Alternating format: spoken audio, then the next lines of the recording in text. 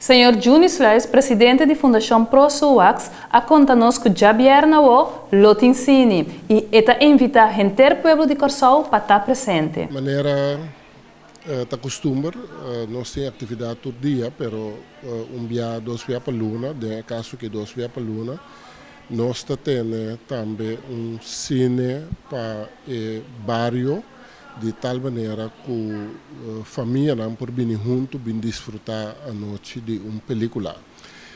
Já dia 24 de abril, a próxima película está Boca San Antonio. Ultimamente nós está estimulando a obra local, pois se aqui também nós está fazendo película na papiamento, chama Boca San Antonio, de autor Pacheco Domacacé.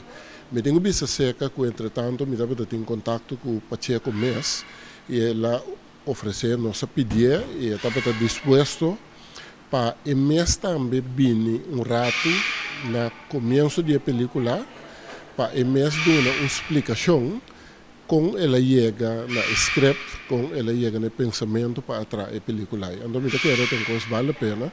A parte que te explica a película, nós ainda não podemos conhecer também o autor da película. Pois a película está Boca San Antonio, está guardo passar dia viernes 24 de abril, no centro de bairro Suax, está começar às 7 horas da noite e está acaba às 9 horas da noite. Turene está bom venir e a entrada está completamente grátis.